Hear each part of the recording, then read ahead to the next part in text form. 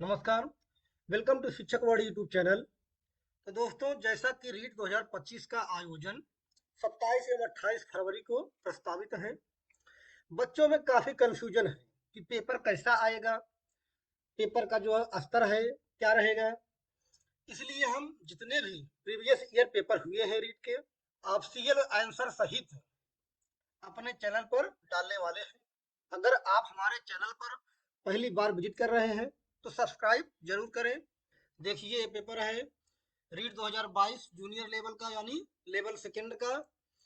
यहाँ पर roll number भरना है आपको, यहाँ पर ओएमआर सीट, यहाँ पर परीक्षार्थी का नाम, यहाँ पर परीक्षार्थी के हस्ताक्षर। चलिए अब हम आगे बढ़ते हैं। जैसा कि देखिए, पेपर जो है 150 क्वेश्चन का होता है, टाइम 2.5 घंटे होते हैं, और मार्क्स जो होते हैं यानी नंबर 150 अंकों का होता है, और निगेटिव मार्किंग नहीं रहती, सबको पता है। तो यहाँ बाल विकास 30 क्वेश्चन, लैंग्वेज फर्स्ट जो आपने चुना होगा 30 क्वेश्चन, उसके बाद जो है लैंग्वेज सेकंड, ठीक है, लैंग्वेज सेकंड जो होता है उसके भी 30 क्वेश्चन होते हैं। और जूनियर लेवल में मैथ एंड साइंस होता है 60 क्वेश्चन का, और 60 क्वेश्चन जो होते हैं सोशल स्टडीज जो आपने चुना हो। चलिए आगे बढ़ते हैं क्वेश्चन की तरफ। देखिए दिया गया है चाइल्ड डेवलपमेंट एंड पेडागोजी, बाल विकास एवं शिक्षा शास्त्र। तो यहाँ पर इस खंड में कुल 30 प्रश्न है, सभी प्रश्न करना अनिवार्य है, जैसा कि सबको बाल विकास के जो क्वेश्चन होते हैं सबको करना अनिवार्य रहता है। ठीक, देखिए पहला प्रश्न है, विकास का कौन सा आयाम नोआम चॉम्स्की के सिद्धांतों से प्रभावित हुआ है। ए ऑप्शन दिया गया है भाषा विकास, बी है नैतिक विकास, सी है सांवेगिक विकास, डी है संज्ञानात्मक विकास। तो यहाँ देखिए क्वेश्चन नंबर फर्स्ट का हमारा ए ऑप्शन सही हो जाएगा, भाषा विकास। जैसा कि सबको पता ही होना चाहिए कि नोम चॉम्स्की के सिद्धांत जो है वो भाषा से संबंधित है, तो क्वेश्चन नंबर फर्स्ट का हमारा ये ऑप्शन सही हो जाएगा। नेक्स्ट क्वेश्चन है क्वेश्चन नंबर 2, स्वभाव में व्यक्तिगत विभिन्नताएं आधारभूत रूप से डैश होती हैं, क्या होती हैं। तो दोस्तों ये जन्मजात होती हैं, ठीक है। स्वभाव में व्यक्तिगत जो विभिन्नताएं होती हैं बच्चों में या इंसानों में, वो जन्मजात होती हैं। चलिए नेक्स्ट क्वेश्चन की तरफ बढ़ते हैं। देखिए क्वेश्चन नंबर 3, किसने व्यक्तित्व के किसी भी सिद्धांत को प्रतिपादित नहीं किया है। ए ऑप्शन है B F Skinner, B option है सिगमंड फ्राइड, सी ऑप्शन है गोल्डन ऑलपार्ट, डी ऑप्शन है रेमंड बी कैटल। तो यहाँ पर देखिए तीसरे का हमारा फर्स्ट ऑप्शन सही हो जाएगा, ए बी एफ स्किनर, ठीक है, तीसरे का हमारा फर्स्ट ऑप्शन सही है। आगे बढ़ते हैं क्वेश्चन नंबर 4, हेनरी ए मूरे तथा क्रिस्टियाना डी मॉर्गन द्वारा कौन सा परीक्षण निर्मित किया गया। ए ऑप्शन दिया गया है वाक्य पूर्ति परीक्षण, बी है 16 व्यक्तित्व आयाम, सी है कथानक संप्रत्यक्षण परीक्षण, चौथा है डी चित्रकुंठा परीक्षण। तो यहाँ पर फोर्थ का हमारा हो जाएगा सी ऑप्शन, कथानक संप्रत्यक्षण परीक्षण। क्वेश्चन नंबर 4 का हमारा सी ऑप्शन सही है। चलिए आगे बढ़ते हैं क्वेश्चन नंबर 5 की तरफ। दिया गया है एक बालक की वृद्धि से कौन सा कारक संबंधित नहीं है। पोषण, स्वास्थ्य, निद्रा, अधिवास। तो यहाँ पर 5 का हमारा डी ऑप्शन सही हो जाएगा, अधिवास। एक बालक की वृद्धि से कौन सा कारक संबंधित नहीं है, अधिवास, ठीक है। चलिए आगे बढ़ते हैं। देखिए क्वेश्चन नंबर 6 है, कौन सा परीक्षण बुद्धिमत्ता का संस्कृति मुक्त अवाचिक परीक्षण है। तो यहाँ 6 नंबर का हमारा डी ऑप्शन सही हो जाएगा, standard progressive matrices. Question number 6 का हमारा डी ऑप्शन सही है। आगे बढ़ते हैं क्वेश्चन नंबर 7 की तरफ। देखिए दिया गया है बहुआयामी बुद्धिमत्ताओं के गार्डनर के सिद्धांत में कौन सी बुद्धिमत्ता सम्मिलित नहीं है। अंतःवैयक्तिक, बी है प्राकृतिक, सी ऑप्शन है सांवेगिक, डी ऑप्शन है अस्तित्वकारी। तो यहाँ क्वेश्चन नंबर 7 का हमारा सी ऑप्शन सही हो जाएगा, समवेगिक।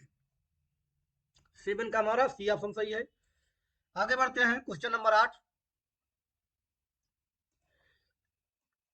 रचनात्मकता चिंतन के कौन से प्रकार से संबंधित है?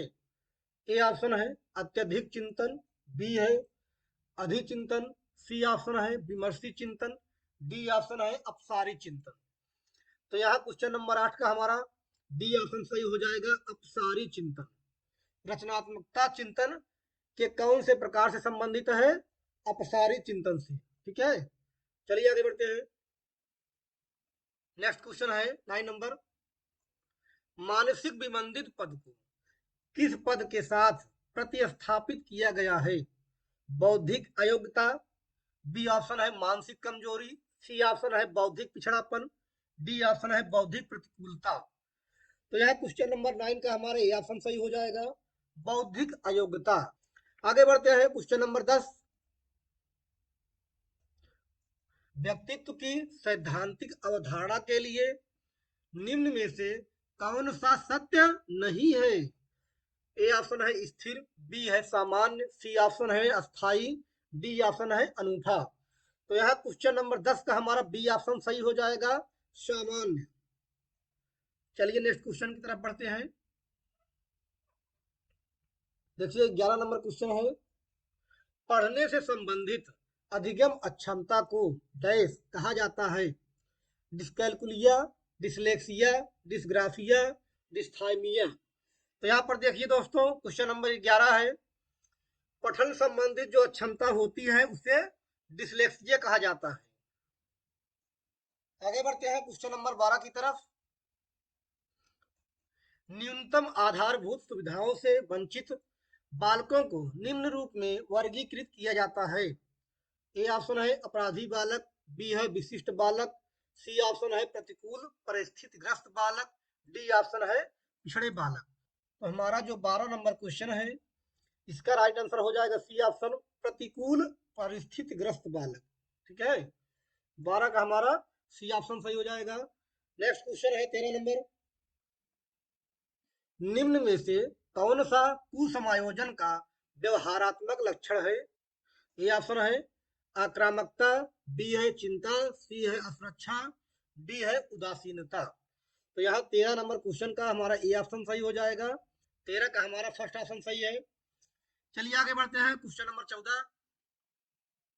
विशेष आवश्यकताओं वाले बालकों के साथ कौन सी विधि प्रत्यक्ष रूप से संबंधित नहीं है? तो यहाँ इसका बी ऑप्शन सही हो जाएगा, खेल कूद व अतिरिक्त पाठ्यक्रम गतिविधियों का विकास। ठीक है, 14 नंबर क्वेश्चन का हमारा बी ऑप्शन सही हो जाएगा। आगे बढ़ते हैं क्वेश्चन नंबर 15। दिया गया है, इवान पावलोव द्वारा प्रतिपादित शास्त्रीय अनुबंधन सिद्धांत अधिगम को निम्न के द्वारा समझाता है। ए है पुनर्बलन, बी है साहचर्य, सी है अनुकरण, डी ऑप्शन है अंतर्दृष्टि। तो यहाँ 15 का हमारा बी ऑप्शन सही हो जाएगा, साहचर्य। ठीक है, इवान पावलोव द्वारा प्रतिपादित शास्त्रीय अनुबंधन सिद्धांत अधिगम को साहचर्य द्वारा समझाता है। 15 का हमारा बी ऑप्शन सही हो जाएगा। आगे बढ़ते हैं क्वेश्चन नंबर 16। निम्न में से कौन सी बालकों के लिए अधिगम की प्रक्रिया नहीं है? तो यहाँ 16 का हमारा सी ऑप्शन सही हो जाएगा, परिपक्वता। ठीक है, क्वेश्चन नंबर 16 का सी ऑप्शन सही है। आगे बढ़ते हैं क्वेश्चन नंबर 17 की तरफ। अधिगम में पुरस्कार व दंड की अवधारणा किसके द्वारा प्रस्तावित की गई है? ई एल थॉर्नडाइक, कोहलर व Koffka, B F Skinner, Albert Bandura. तो यहाँ 17 का हमारा सी ऑप्शन सही हो जाएगा, अधिगम में पुरस्कार व दंड की अवधारणा बी एफ स्किनर द्वारा प्रस्तावित की गई है। ठीक है, 17 का हमारा सी ऑप्शन सही है। आगे बढ़ते हैं क्वेश्चन नंबर 18 की तरफ। देखिए दिया गया है, अधिगम की अवधारणा के लिए कौन सा कथन सत्य नहीं है? अधिगम व्यवहार में परिवर्तन है, अपेक्षाकृत रूप से अस्थायी अंतर परिलक्षित होता है, सी ऑप्शन है अधिगम अभ्यास द्वारा प्रस्तावित होता है, डी ऑप्शन है अधिगम एक जन्मजात प्रक्रिया है। तो यह 18 नंबर का हमारा डी ऑप्शन सही हो जाएगा, अधिगम एक जन्मजात प्रक्रिया है। 18 नंबर का हमारा डी ऑप्शन सही है। आगे बढ़ते हैं क्वेश्चन नंबर 19। देखिए, शिक्षा में अवधारणा मानचित्रण किसके द्वारा सुझावित किया गया है? तो ये 19 का दोस्तों हमारा डी ऑप्शन सही हो जाएगा, जोसेफ डी नोवाक। शिक्षा में अवधारणा मानचित्रण जोसेफ डी नोवाक द्वारा सुझावित किया गया है। 19 का हमारा डी ऑप्शन सही है। देखिए 20 नंबर क्वेश्चन है, शिक्षण का कौन सा प्रकार शिक्षण के उद्देश्यों पर आधारित नहीं है? ए ऑप्शन है संज्ञानात्मक शिक्षण, बी है वर्णनात्मक शिक्षण, सी ऑप्शन है भावात्मक शिक्षण, डी है मनोगत्यात्मक शिक्षण। तो यहाँ पर देखिए 20 नंबर का हमारा राइट आंसर हो जाएगा बी ऑप्शन वर्णनात्मक शिक्षण। ठीक है, 20 का हमारा बी ऑप्शन सही है। चलिए आगे बढ़ते हैं क्वेश्चन नंबर 21।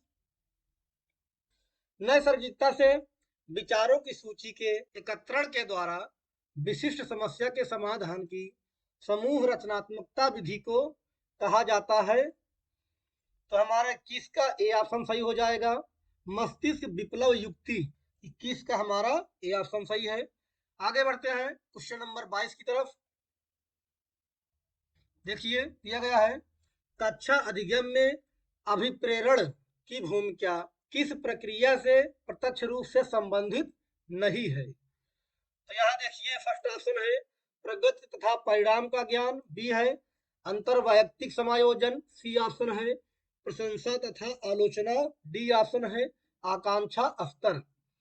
तो यहाँ 22 का हमारा बी ऑप्शन सही हो जाएगा, अंतर्वैयक्तिक समायोजन।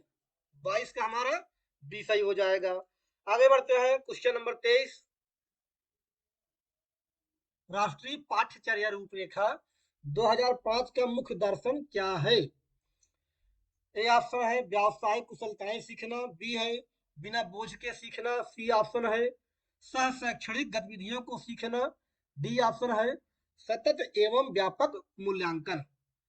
तो इसका राइट आंसर क्या हो जाएगा?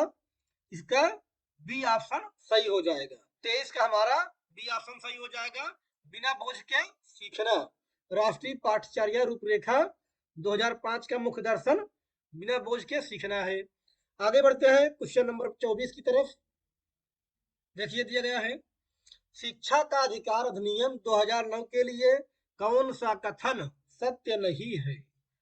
ये दिया गया है 6 से 14 वर्ष के प्रत्येक बालक के लिए निःशुल्क अनिवार्य शिक्षा, बी है विद्यालय प्रबंध समिति का प्रावधान, सी ऑप्शन है प्राथमिक शिक्षा के लिए राष्ट्रीय आयोग का गठन, डी ऑप्शन है अध्यापक के लिए प्रति सप्ताह न्यूनतम 60 घंटों का कार्य।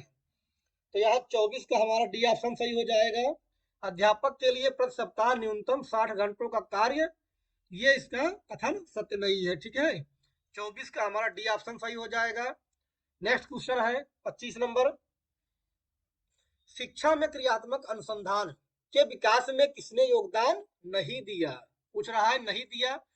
ए है कर्ट लेविन, बी है B R Buckingham, C option है स्टेफन एम कोवे, डी है स्टेफन एम कोरे। तो 25 का हमारा सी ऑप्शन सही हो जाएगा, स्टीफन एम कोवे। ठीक है, 25 का सी सही है। नेक्स्ट क्वेश्चन है 26 नंबर। देखिए दिया गया है, शिक्षा मनोविज्ञान में किस स्तर के मापन का न्यूनतम प्रयोग किया जाता है? ए क्रम सूचक मापनी, बी नामिक मापनी, सी आनुपातिक मापनी, डी ऑप्शन है समान अंतराल मापनी। तो यहाँ 26 का हमारा सी ऑप्शन सही हो जाएगा, आनुपातिक मापनी। 26 का सी सही है। आगे बढ़ते हैं क्वेश्चन नंबर 27 की तरफ। निम्न मनोवैज्ञानिकों में से कौन बाल विकास के सिद्धांतों से संबंधित नहीं है? यानी इन मनोवैज्ञानिकों में कौन जो है बाल विकास के सिद्धांतों से संबंधित नहीं है, बता रहा है। ऑप्शन है जीन पियाजे, बी अब्राहम मास्लो, सी है अल्बर्ट बंडूरा, डी ऑप्शन है लेव वाइगोस्की। तो यहाँ 27 का हमारा बी ऑप्शन सही हो जाएगा, अब्राहम मास्लो। ठीक है, आगे बढ़ते हैं क्वेश्चन नंबर 28 की तरफ। आनुवंशिकता की भूमिका के अध्ययन के लिए कौन सी विधि वैध नहीं है? तो यहाँ 28 का हमारा डी ऑप्शन सही हो जाएगा। समवयस्क समूह अध्ययन, ठीक है, 28 का डी ऑप्शन सही है। नेक्स्ट क्वेश्चन 29 नंबर, एक व्यक्ति की दिखाई देने वाली दैहिक तथा मनोवैज्ञानिक विशेषताओं को खाली स्थान के रूप में परिभाषित किया जाता है। ए ऑप्शन है प्रोटोटाइप, बी है कार्योटाइप, सी है फिनोटाइप, डी है जीनोटाइप। तो यहाँ 29 नंबर का सी ऑप्शन सही हो जाएगा, फिनोटाइप, यानी हमारा 29 नंबर क्वेश्चन का सी ऑप्शन सही है। नेक्स्ट क्वेश्चन है 30 नंबर, किस परिप्रेक्ष्य के अनुसार बाल विकास शरीर के अंदर एक विशिष्ट तथा पूर्व व्यवस्थित प्रणाली को दर्शाता है। ए ऑप्शन है वातावरणीय, बी है सामाजिक, सी है जैविक, डी है मनोवैज्ञानिक। 30 का हमारा सी ऑप्शन सही है, जैविक। तो दोस्तों ये था हमारा रीट 2022 जूनियर लेवल का पेपर जो हुआ था, उसी का हमने बाल विकास एवं शिक्षण शास्त्र के 30 क्वेश्चन सॉल्व किए। क्वेश्चन ऐसे ही आएगा, बहुत कठिन नहीं रहेगा। जिस बच्चे ने सीटेट की तैयारी की है उनके लिए ये बहुत अलग चीज नहीं होने वाली है, वो आसानी से इसे हल कर सकते हैं और रीट परीक्षा पास कर सकते हैं। और दोस्तों अगर आप हमारे चैनल पर पहली बार विजिट कर रहे हैं तो सब्सक्राइब जरूर करें। धन्यवाद।